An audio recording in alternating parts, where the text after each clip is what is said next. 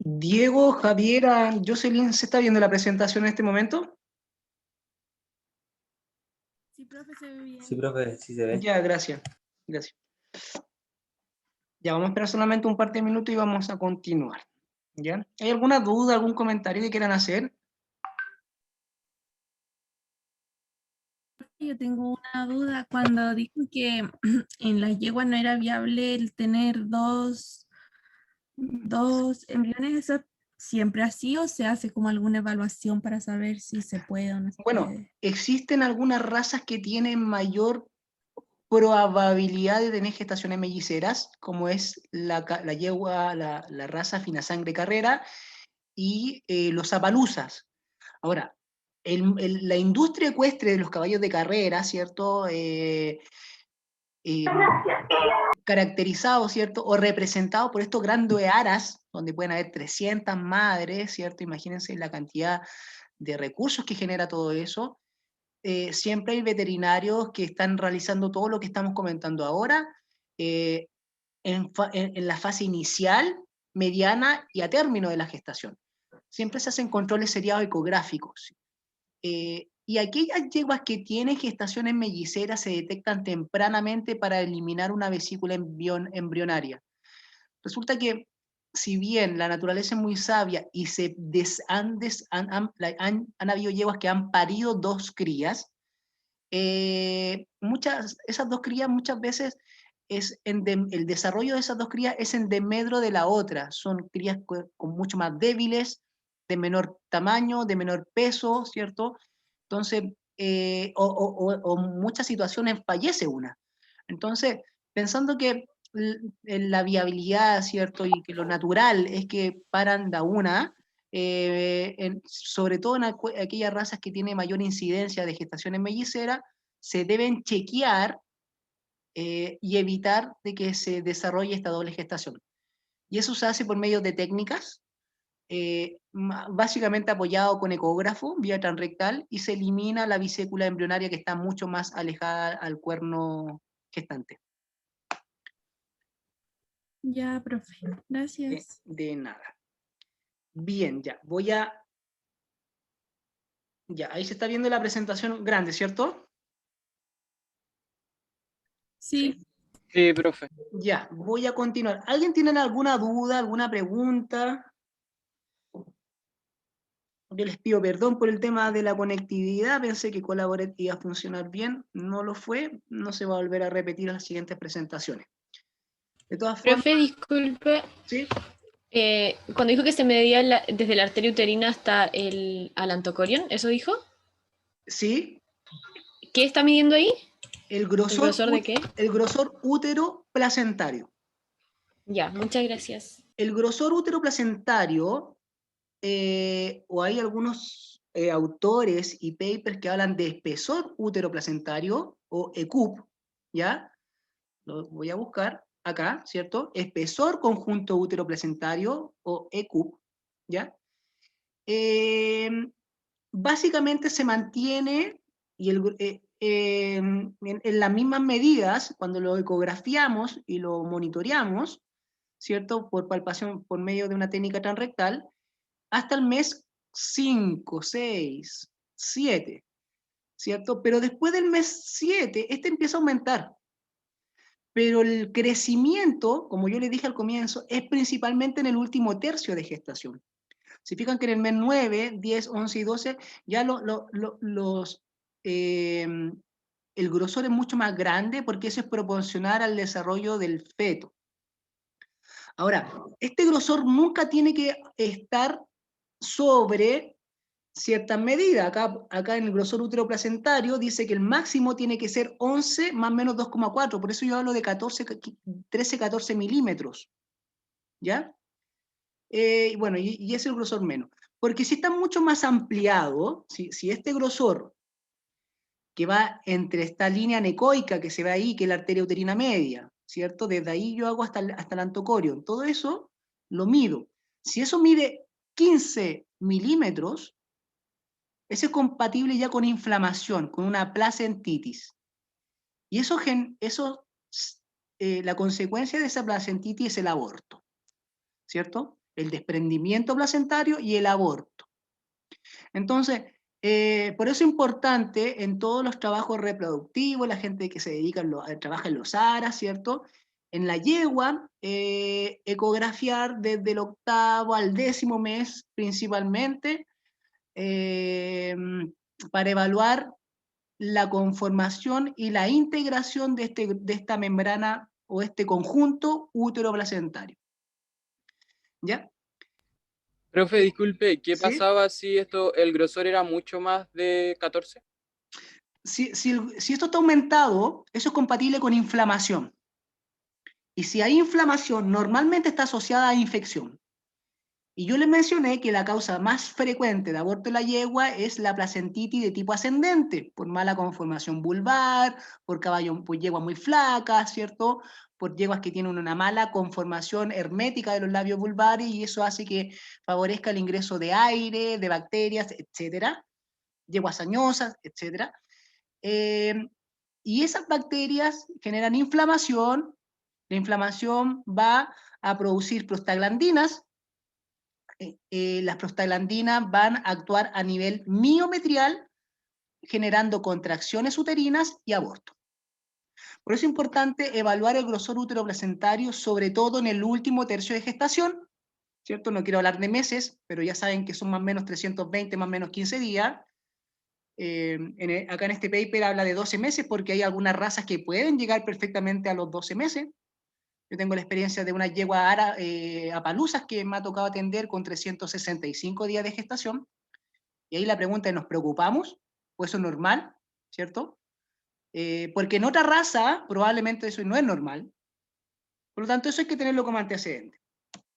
En la yegua de tiro también. La yegua de tiro, al ser mucho más proporcional, mucho más desarrollada, puede tener gestaciones un poco más prolongadas. ¿Queda claro esto del grosor útero-placentario?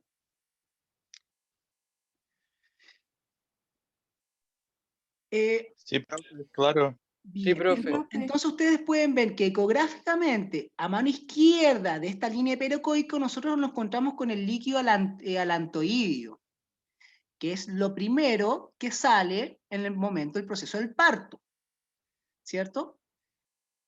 Entre el líquido alantoidio y el líquido amniótico tenemos la membrana amniótica, ¿ya? Y cuando un animal o cuando la hembra está pariendo, ¿cierto? Y está eliminando todos los restos de placenta, ustedes van a ver animales que tienen adherencia o que tienen membrana loyares. Esa es justamente la membrana amniótica que uno debe romper y facilitar y despejar las vías aéreas de la cría para no generar problemas de hipoxia, ¿cierto? Y eso pues, se puede traducir en temas neurológicos. Entonces es importante siempre despejar la vía aérea y evitar que la membrana amniótica se adhiera a los hollares del animal, ¿cierto? Para estimular la respiración. Ustedes se fijan que a mano derecha tenemos todo este líquido amniótico, tenemos el feto, probablemente esa línea hiperecoica debe ser hueso, cráneo probablemente, ¿cierto? Y todas las estructuras del feto. Bien. ¿Alguna duda por el momento? Ya. No, profe, todo bien. Bien, bueno, ahora vamos a hablar un poquito del proceso del parto. Bueno, lo subí yo previamente, ¿cierto? Al comenzar a hacer la presentación de la asignatura, hay un paper del doctor Sánchez que habla acerca del parto en hembras, en perras, Pero el parto, en general, en todas las especies es exactamente igual, ¿ya? Ahora, si bien muchas veces hay situaciones donde la hembra empieza ya a seleccionar el momento y el día, ¿cierto? Es la cría finalmente que por medio de algunos estímulos hormonales va a desencadenar el proceso, la hora propiamente tal, ¿ya? Ustedes han visto cómo animales empiezan a buscar acobijarse, a buscar un lugar de seguridad, ¿cierto? Y eso ya es un proceso de parto. Eso no va a ocurrir en el mes 7 o en la mitad de la gestación.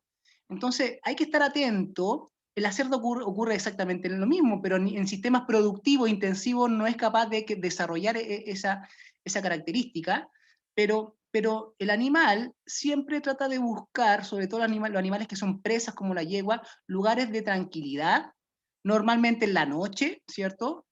Muchas veces incluso hasta paradas, ¿cierto? Porque siempre puede haber un nivel de riesgo. Entonces es la yegua la que busca la situación y el momento y las condiciones ideales para el momento del parto, ¿cierto? Pero hay un fenómeno fetal y hormonal que también lo desencadena el feto. Entonces, existen algunos signos que son inminentes. Por ejemplo, la relajación y la distensión de ligamentos sacropélvicos o pélvicos, ¿cierto? Estos ligamentos se empiezan a distender y el animal empieza a caminar con unos miembros posteriores un poco más sueltos. Entonces ya es un indicador de parto.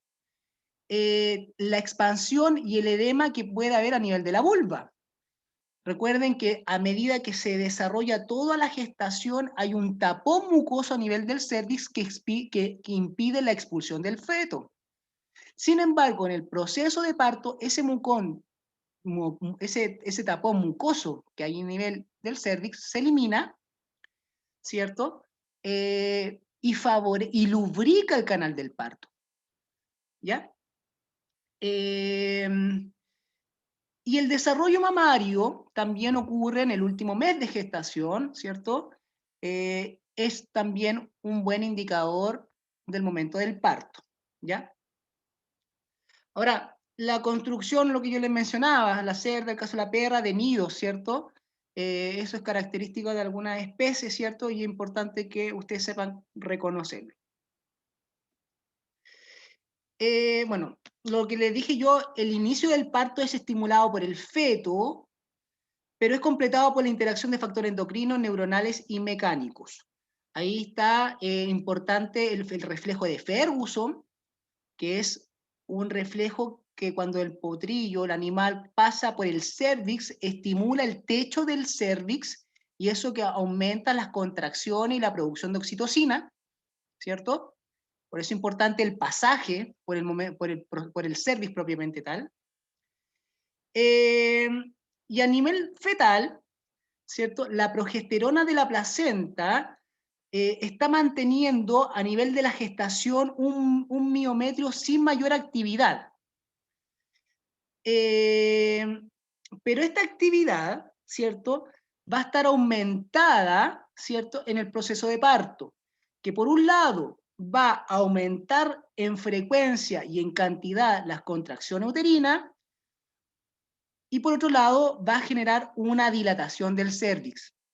Entonces, la progesterona que en un momento tenía el cervix cerrado y un útero relajado, tranquilo, en un momento va a generar aumentos con las prostaglandinas, aumentos de la contracción uterina y relajación del cervix. Sin embargo, es el estrés fetal, ¿cierto?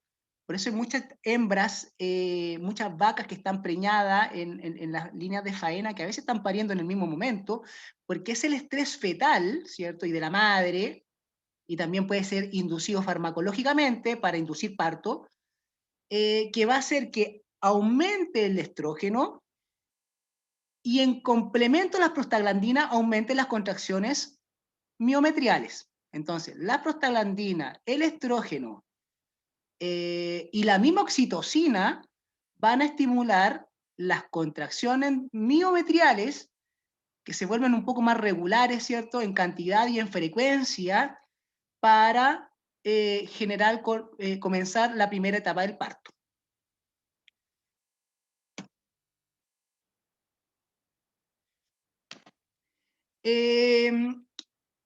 Esta foto, la que está a mano izquierda, quizás no favorece mucho, pero ustedes pueden ver ahí dos glándulas mamarias con sus dos pezones, y en el caso de la yegua, el desarrollo es en el último mes de gestación.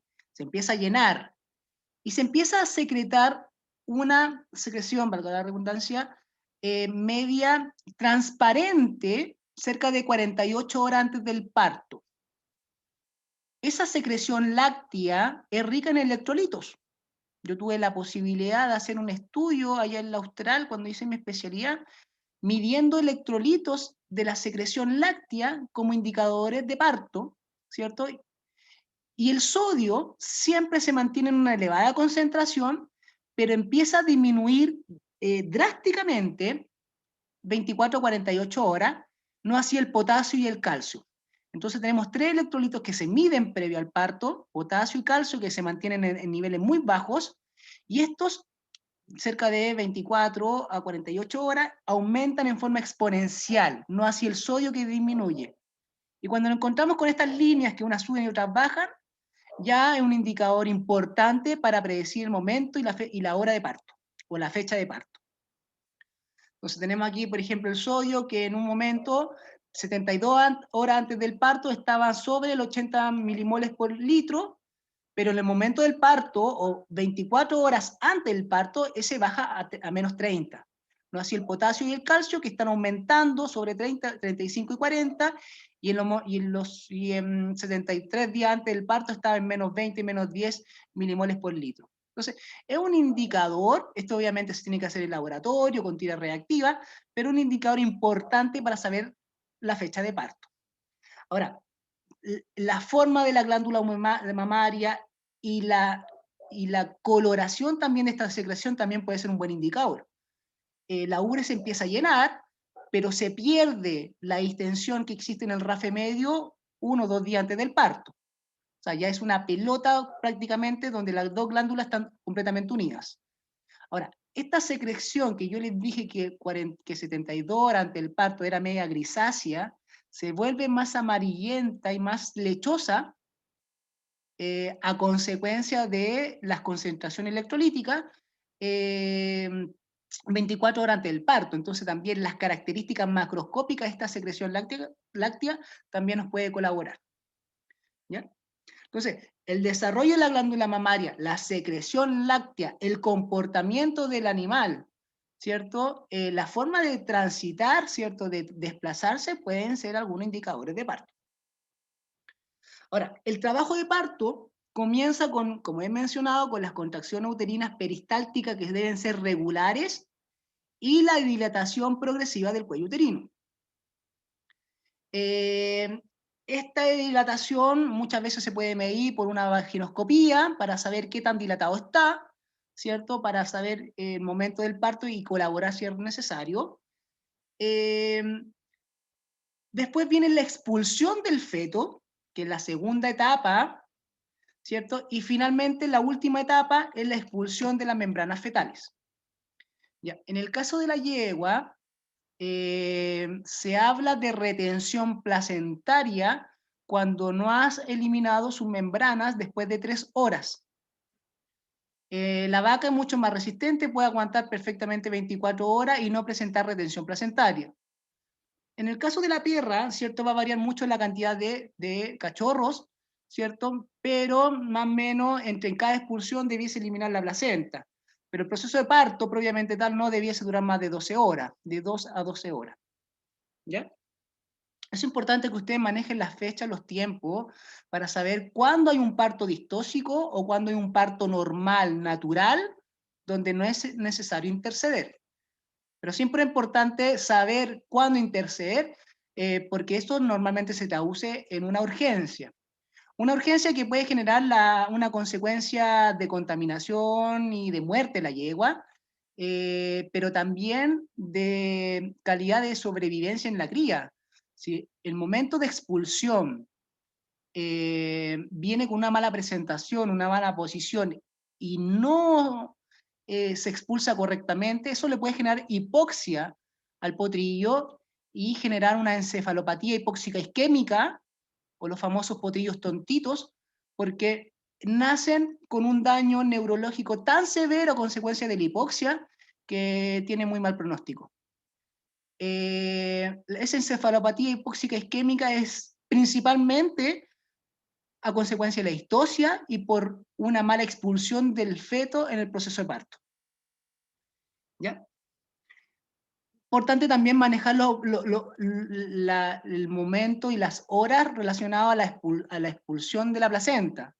Cuando hablamos de retención placentaria, en la yegua no más de 3 horas, a veces algunos hablan de 1 hora, pero ya 3 horas, el promedio, ya no más de 3 horas, después de eso se habla de retención.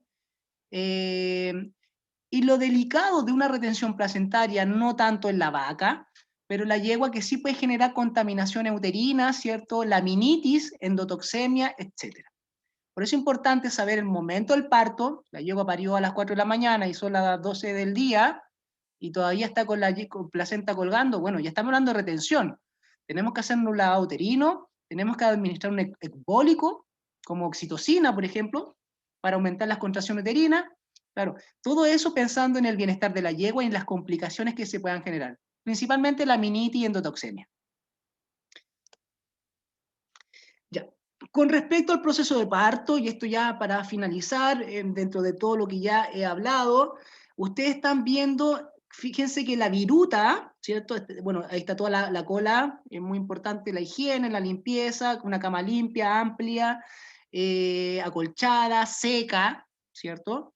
Se ve, la viruta se ve un poco más amarilla, y eso es porque está mojada por la ruptura del alantocorion y el líquido alantoideo.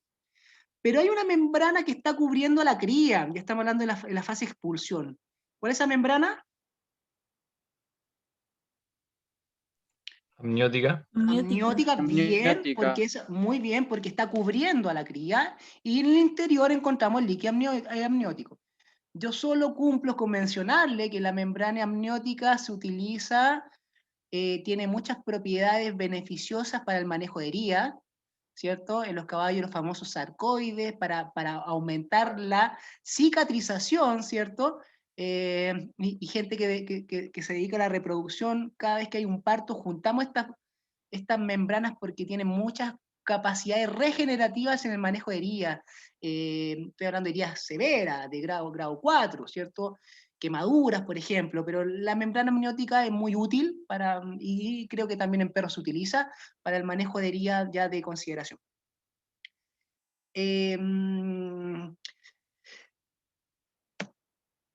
Y nos encontramos que la yegua ya está en decúbito lateral, con la contracción de toda la prensa abdominal, ¿cierto? Pues el proceso del parto. Puede también presentar algunos signos de cólico, ojo, porque sobre todo las yeguas primerizas, porque estas contracciones miometriales, a medida que se van intensificando, le puede generar dolor abdominal. Y es importante, si bien no es una urgencia, estar ahí atento para saber reaccionar cuando se requiere, ¿cierto? Principalmente rompiendo la membrana amniótica para que el potrillo respire, ¿cierto? Y se puede estimular también los pulmones con paja, por ejemplo, con algo seco, para estimular la respiración y dejar que el proceso de parto y que el potrillo se levante correctamente sea lo más natural posible, no hay que intervenir. Hay un reflejo normalmente donde los potrillos buscan los lugares más esquinados, porque está buscando la ubre. Entonces, si yo me pongo ahí, me va a querer buscar a mí. Y muchas veces están perdidos, están buscando están entre medio del pecho de la yegua, ¿cierto? Y ahí hay que colaborarle rápidamente para el consumo de calostro, que tiene que ser durante la primera hora, pero tratar de no interceder porque es un proceso natural. ¿Sí? Eso habla un poco de la viabilidad que tiene el feto, y lo vamos a mencionar en la siguiente clase, pero el que se levante, el que pierda ese déficit propioceptivo que son característicos, se apoyan de forma muy inestable, es parte de la característica del potrillo, ¿cierto? Entonces, hay que tratar de intervenir lo menos posible, pero sí hacerlo cuando se requiera. Existe un fenómeno cuando hay un mal proceso de parto, que es la famosa... yo les dije que la membrana de la placenta tiene microcotiledones difusos, ¿cierto? De la yegua. Y cuando no se desprende correctamente, sale una bolsa roja que corresponde a estos microcotiledones que se unen al endometrio por la vulva. Eso es la famosa red bag o bolsa roja, que es una urgencia. Cuando ocurre ese fenómeno, nosotros tenemos que meternos con algo punzante, una tijera, bisturí, y incidir todas las membranas hasta llegar finalmente a la membrana amniótica y que favorezca la respiración. Esto obviamente desfavorece y le genera hipoxia al potrillo y hasta la muerte. Entonces, el red bag o la famosa bolsa roja en el proceso de parto que corresponde al lantocorion, ¿cierto? Es una emergencia y hay que actuar rápidamente para tratar de revertir sus consecuencias. Bueno, tenemos finalmente las distintas membranas que se empiezan a expulsar, ¿cierto? El reconocimiento, la interacción que hay entre madre y cría, la habilidad materna, que por un lado es heredable, y por otro lado también se aprende, o sea, la habilidad materna de una potranca no es la misma que de una yegua multípara, ¿cierto? Y eso es importante. Hay yeguas o perras también que son malas madres, ¿cierto? Y ahí también hay que intervenir, principalmente pensando en el consumo de calostro. Ahora, si no se puede consumir calostro, hay otra alternativa, tenemos el calostro congelado, ¿cierto? En algunos centros de reproducción, eso siempre se debe tener, pero es importante que el animal naciendo consuma rápidamente calostro porque son las inmunoglobulinas que le van a permitir mantener las defensas necesarias durante los primeros meses de vida. ¿Ya? Yo le hablé un poquito de la presentación, de la posición y de la actitud que debe tener el potrillo en el momento del parto. Siempre debe ser longitudinal, en forma anterior. Acá en la imagen izquierda tenemos un parto distóxico, que se entiende como parto distóxico cualquier alteración en su presentación, posición y actitud. Y aquí el potrillo está naciendo con los miembros posteriores, o sea, tenemos acá una presentación longitudinal posterior. Lo normal es longitudinal anterior, ¿ya? Ahora, acá, en el momento del parto, probablemente no genere tantas complicaciones. Se describe que el 98-99% de los partos son longitudinales anteriores, eso es lo normal. Cerca de un 1% de longitudinal posterior, como en la imagen de arriba, la letra A, y cerca de un 0,1% en la posición transversal, ya sea en posición dorsal o ventral. Ahora, esta presentación es sumamente riesgosa para la madre y para la cría, ¿cierto? Muchas veces requieren una cesárea.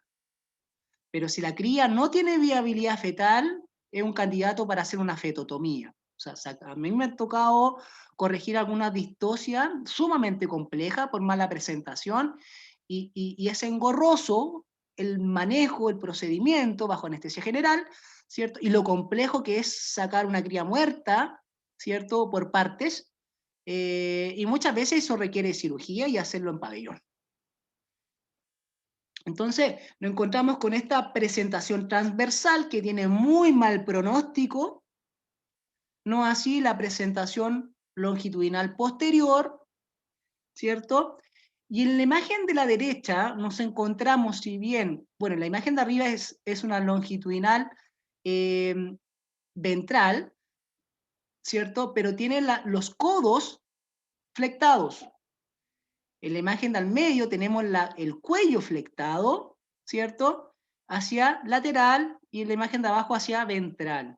Ahora, eso se puede corregir. Si la cabeza está flectada, ¿cierto? La cría se puede introducir al útero, ¿cierto? Se puede corregir y facilitar la salida. Pero cuando nos encontramos con una presentación transversal, ¿cierto? O con alguno de los miembros flectados, los dos miembros flectados y el cuello, eso ya tiene muy mal pronóstico. No sé si tiene Profe, consulta. Sí, por favor. Sí. Usted dijo que aproximadamente en el mes sexto el potrillo ya comenzaba a posicionarse. Y si yo me fijo que el parto, o sea, que se posicionó mal, ¿yo antes del parto podría arreglar eso? ¿O tendría que esperar al momento del parto? Sí, buena pregunta. En el mes 6 comienza el ascenso del potrillo. Y cerca del mes 6 empieza a descender y hasta abajo, en cavidad prácticamente ventral del abdomen. Pero a partir del mes 6 comienza el ascenso y existe y ocurre un movimiento de retroversión. Si se fijan, en esta imagen, el potrillo está mirando con las manitos hacia arriba. Entonces existe un movimiento de retroversión donde gira y se empieza a acomodar con los dos miembros anteriores en el canal del parto. Eso es un proceso normal a partir del 7º mes hacia adelante, ¿cierto? La ubicación y la presentación para la expulsión en el canal del parto. Ahora, si nosotros encontramos un problema de distocia, eso tiene que estar diagnosticado principalmente en 9º mes de gestación o 10º mes de gestación, donde ya se está ubicando en el canal del parto. Si nosotros hacemos una ecografía, a los 310 días de gestación, o sea, nosotros vamos a encontrarnos con la cría prácticamente acá. O sea, para palparla básicamente hay que ingresar la mano y la muñeca, pero no lo vamos a encontrar en cavidad abdominal, porque ya se está ubicando. Entonces, en el mes 10, ¿cierto? Donde ya comienza el desarrollo de la ubre, donde yo ya sé que le queda un mes para parir, yo ya tengo que estar un poco más atento a cómo viene su presentación. Y ahí la ecografía, no solamente transrectal, sino que transabdominal, también nos puede dar mucha información. Pero del mes 6 al 8º, 9º, 10º comienza todo este movimiento de retroversión del feto para comenzar a ubicarse en el canal del parto. ¿Sí? Sí, profe, gracias. De nada.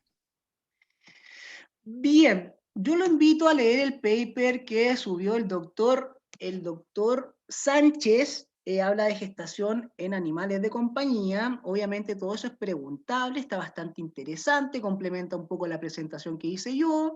Es muy similar todos los conceptos, el proceso de parto, ¿cierto?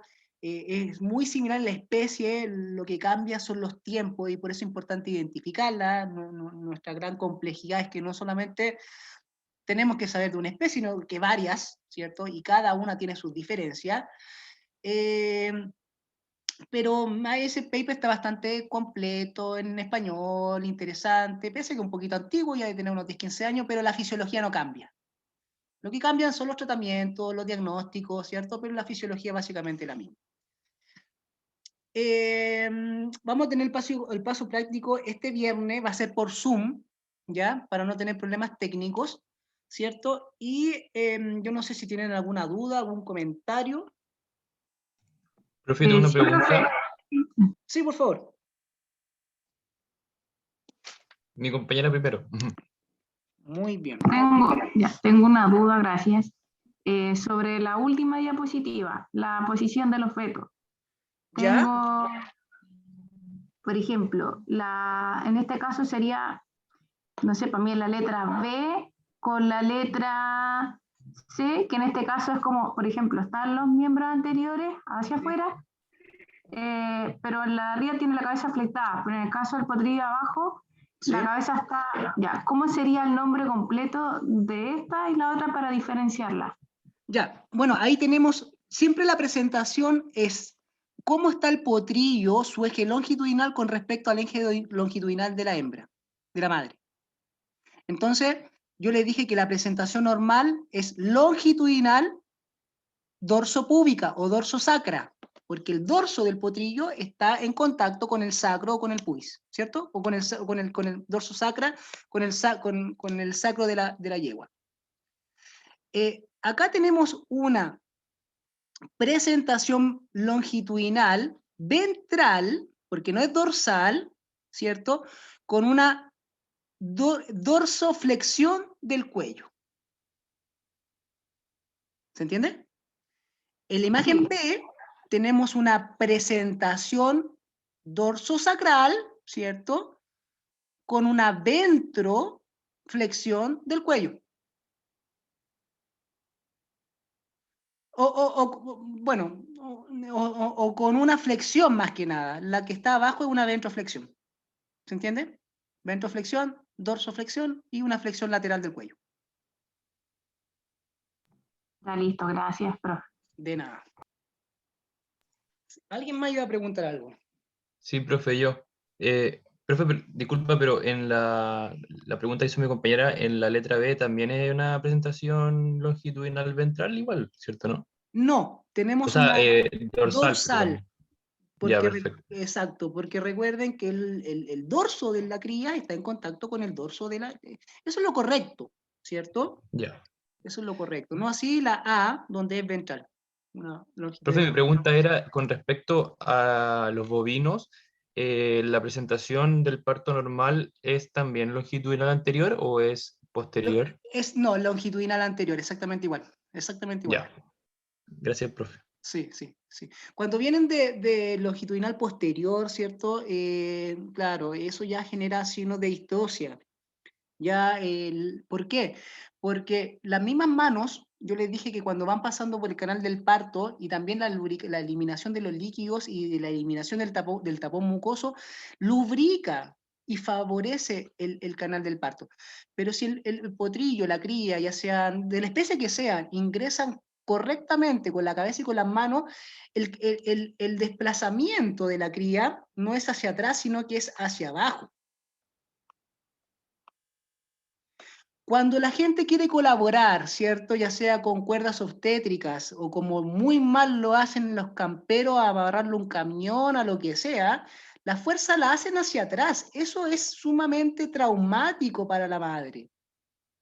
La fuerza siempre, porque el movimiento natural es hacia el suelo.